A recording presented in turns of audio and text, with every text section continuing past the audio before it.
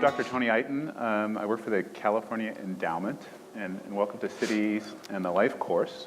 And I'm going to introduce our two speakers in a moment. In my work at the California Endowment, one of the things that we do, we're a health foundation that is interested in trying to understand essentially the impacts of environment defined broadly on human health, particularly low-income populations. So we're actually engaged in a 10-year initiative where we're spending about $1 billion looking at how we can change and help influence the environments in 14 low-income cities throughout the state of California. And trying to understand what the environment means in terms of human health. And we've defined the environment in terms of the physical environment, the social environment, the economic environment, and the services environment.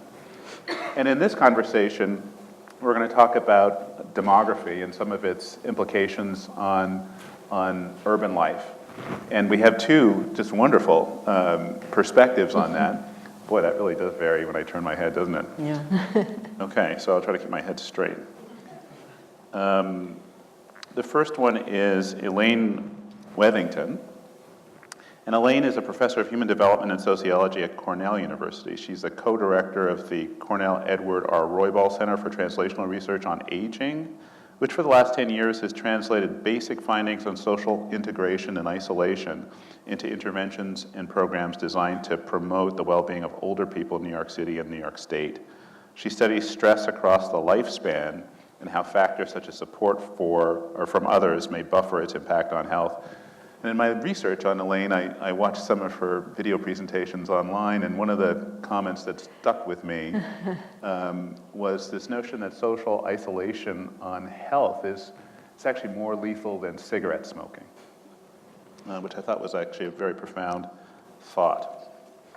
And then Pepper Schwarz, who's a professor of sociology at the University of Washington and chair of the CASBS working group. She's a past president of the Society for the Scientific Study of Sexuality, past president of the Pacific Sociological Association, and has convened a study group at CASBS on intimacy and relationships. She's received many awards for writing and research, among them the American Sociological Association's Award for Public Understanding of Sociology. She's the author of 21 books. Wow, Beautiful. that's a library. Both scholarly and popular, the latest of which, Places for Passion, the 75 most romantic places in the world, a collaboration between Frommer's and AARP, debuts in November 2014. She studies intimate relationships in cities and every other place they occur, but she lives in a place that I cannot pronounce. Snoqualmie, Washington, on a horse farm. Oh, how interesting. So, Elaine? Thank you. Just like when I teach at Cornell. So I can see. I'm going to start with a question that you can answer silently in your head. Which large city in the United States has the highest proportion of people over the age 60? Just keep that in your head, okay? The answer is Pittsburgh. Not Miami, not Tampa, but Pittsburgh, Steel City, okay? The U.S. is graying. In particular, cities are graying almost as fast a rate as rural areas. It's outside of Florida, the Rust Belt, like Pittsburgh, northeastern cities like Rochester near us, in Ithaca, expensive destination cities like San Francisco and New York are also aging rapidly. People want to stay in Manhattan. That's what our research tells us. And also the bedroom communities that were former family destinations around the major cities in the United States are also graying as people remain. They age in place. Now, do people think of aging cities as a threat? I think they do. Now, these are not my beliefs. These are the beliefs of others. First of all, they think that aging cities are going to lead to lower economic growth, that there are going to be shortages of skilled workers available as cities age. Aging cities are associated with a relatively low rate of in-migration from other parts of the country and from other parts of the world. And that, in turn, these shortages of skilled workers are going to reduce the level of entrepreneurship available in a city, as well as create political issues, political pressure to serve the needs of older people at the expense of younger people, particularly lack of investment in education, which could help a city get out of this spiral. Now, response, though, to this is lagging. I would say that if it's a surprise that Pittsburgh is the most aged city in the United States, it's like we're not really thinking about what is causing cities to age. And there's an old theory about this, about why our response lags. It's referred to as the theory of a structural lag, developed by Matilda White Riley, who was sort of a founding director of the National Institute on Aging at the National Institute of Health, that social practices persist over time despite changes in the lives of people who interact with them. Institutions can't change that fast. And 3 examples you think of right off the bat about this have to do with retirement, changes in the family, there are just fewer children to take care of us as we get older, and also this full acknowledgement of the impact of aging in place, really thinking through what the impact might be on our cities. Now, are there solutions? Actually, for about 40 years in the United States, people have been thinking about solutions. I'm not saying they've been implemented. People have been thinking about them. The late Robert Butler was well known for promoting, developing a positive view of aging and combating ageism. And Matilda White Riley was a promoter of the idea that different generations need to be integrated with one another, that either through volunteer opportunities or extending work life or promoting healthy lifestyles through earlier in life. But aging integration was key. The World Health Organization has a major international initiative in this area, which has made very little penetration into the United States.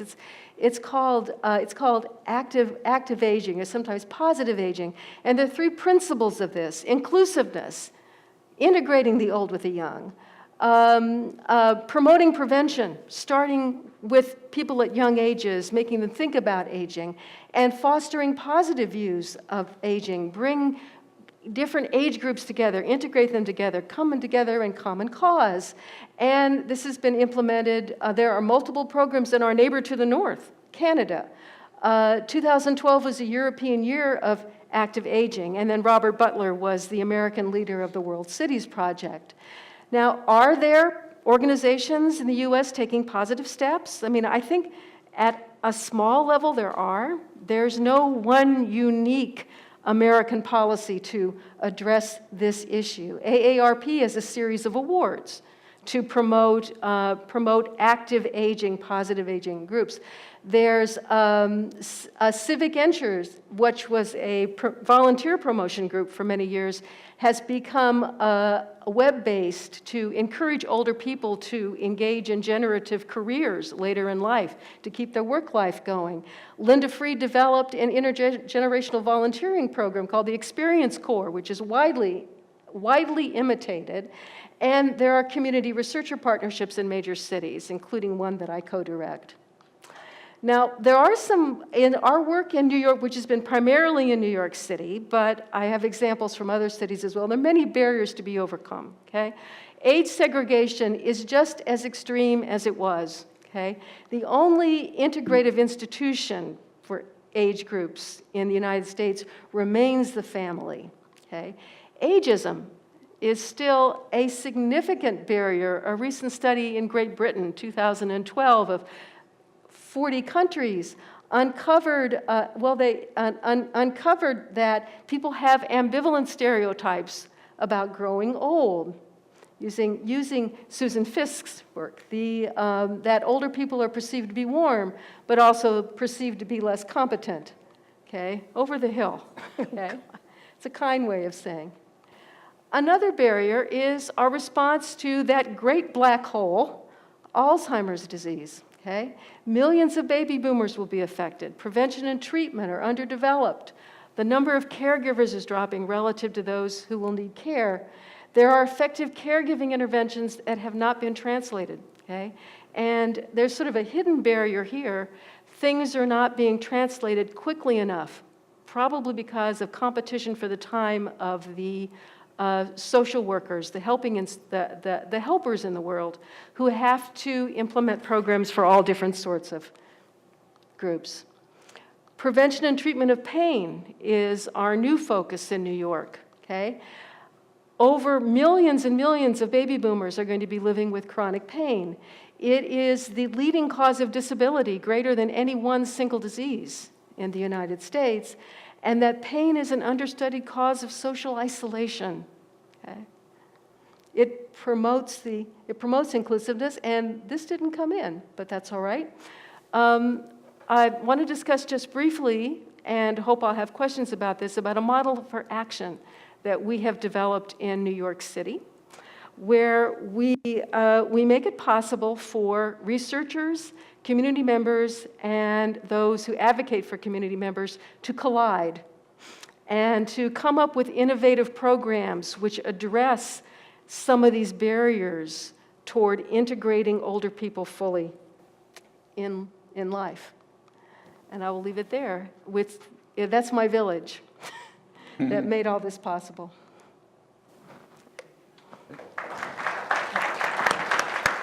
So we're going to be skating through this, so hopefully we'll have time to talk in somewhat more detail.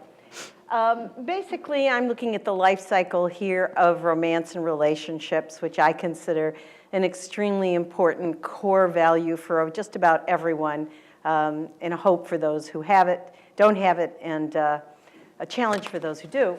But in any case, in terms of cities, we have an interesting issue with the following really quite dramatic change in how people live. This is basically the people, if you have a college education, you're likely to be marrying at 27, 28, which means your sort of general rush towards creating a family, thinking about fertility, are happening about the time you think that you might like to have a life partner. We have people who are not going to be having large families, probably in some ways because of it, but other issues of the family. They tend to be dependent longer. You've heard of people going back to their families. That's become part of a life cycle period for many people. They definitely have trouble finding each other. I would say I'm doing some work in New York that I'll tell you about in a few moments, but I think of it, having listened to Tony, about collision without connectedness or community. So that in New York, the people that I meet who are single have given up. What you're going to find out, instead of community and local ways to meet somebody, it's going into cyberspace and increasingly staying there. And I also want to take a look at older people because first of all, we don't like being called seniors. And second of all, the single situation for people now is one that doesn't have to remain so. Perhaps your grandmother, once she lost her husband, or your grandfather would have thought, that's it, I'm done. Now people are looking for another partner, not only in their 50s, but through their 80s.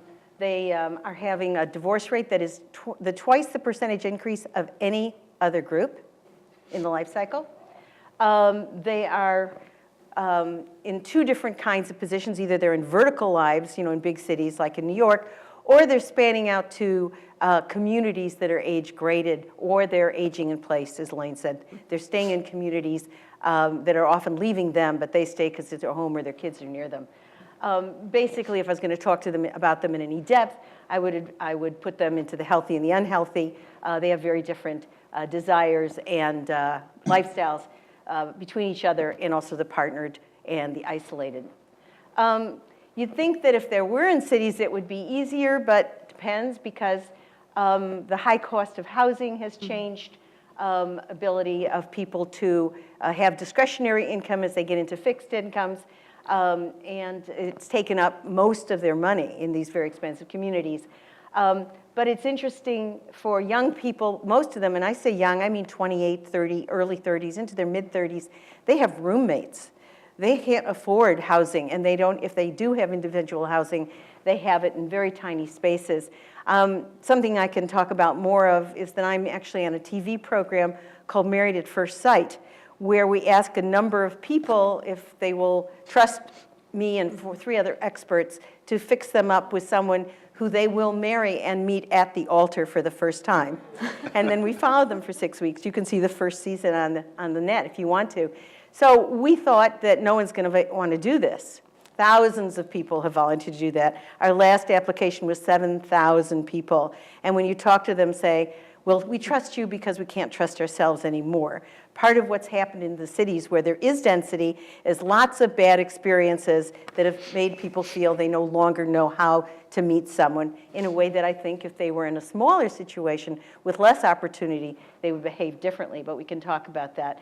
People actually try to size down their world because they find it overwhelming. And so I've noticed, I was also for 15 years the relationship expert on perfectmatch.com, one of the dating sites. And we found that in New York, people wouldn't look at anybody who wasn't in their part of the city, not just their zip code, but literally, there were, very strong boundaries about if they would look uptown or downtown, things like that. So many options, why do they feel so desperate? I've told you one reason. I think there was a very important media article about 20 years ago by Neil Bennett and his group at Yale, which got played with by the media about if you don't get married by a certain time, you have more chance of being killed by a terrorist than getting married. And there is that sense that people have felt that it's hard to do and unlikely to do at a certain point. I've talked about high participation and high rejection rates. Such pickiness, oh my God. I tell people if you have a list of 20 things you're looking for, what my name for you is lonely. And that's what happens. They don't want to shorten their lists, but they get tired and they get isolated. Even among the young have stopped going out because they don't have places that help them have creative collision. They have places that provide collision, but they get tired of them because they're not effective. The Age of Love film is a really interesting one if you look at singles. It was done in Rochester, New York. It's speed dating for over 70-year-olds. And if you ever need to be convinced the fact of people wanting love and relationship, just go see the film and you'll see how touching it is. What is interesting is there's very little for people, particularly if they get over 50. And most of them have been married maybe 20, 30 years, lose their partner, get divorced, haven't the clue about how to reconnect. And cities don't really help them do it very much. Where people go is often to these senior type places, but they're not really good for people in their lower 50s and 60s, but people will go just looking for some community, and they do get community in these places. So unlike there's almost two divisions, the people who are in vertical places, the people who stay in place because their families are there, and the people who go looking for community. Some of the challenges that I'm mentioning here in terms of finding someone, maintaining a relationship, finances, the sex ratio, of course, as people get older, changes radically, and the cultural standards of attraction. One of the problems is that just because you're 60 or 70 doesn't mean you find someone else 60 or 70 attractive. So the future for singles, if you're well off, if you're very entrepreneurial about your life, you might find a way to connect.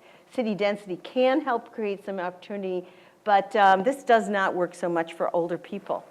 In fact, in older people, one thing I'd like you to think about before I run out of time is that one of the things I've noticed is that quite a few people who are older will then go into community relationships that are in different places. Living apart together has become a new kind of way people live in the city. They don't want to leave their places. They go back and forth between places. But what I've noticed is that people don't give institutional gravitas to this, and when people get quite a bit older, people who aren't married are cohabiting, or even in second and third marriages, the kids get in there and take them apart. So we have been studying at Stanford. I have put together a group, of which Elaine is one of them, to take a look at couples and relationships over 50. I want to tell you that the research is spare to none, which I think means some kind of ageism right there. It's almost like we think it's important for love and relationship when you're young and there's fertility issues involved, and then somehow 50, 60, 70, 80 all get wished together and treated as one. Here's my last thing to say to you. This is a piece of research from a group at Brigham Young, and they took a look at all kinds of health risks just to underline what was said about Elaine's work. And they said the strength of social relationships predict mortality as much as light smoking and much more than obesity, high cholesterol, hypertension, exercise, and alcoholism. We need to be connected. Rich, dense friendship networks help, but having a partner there with you is something important. So sex and love in the city and sex and love for people of all ages never stops being important or predictive of even whether they live or die. Thank you. Great job.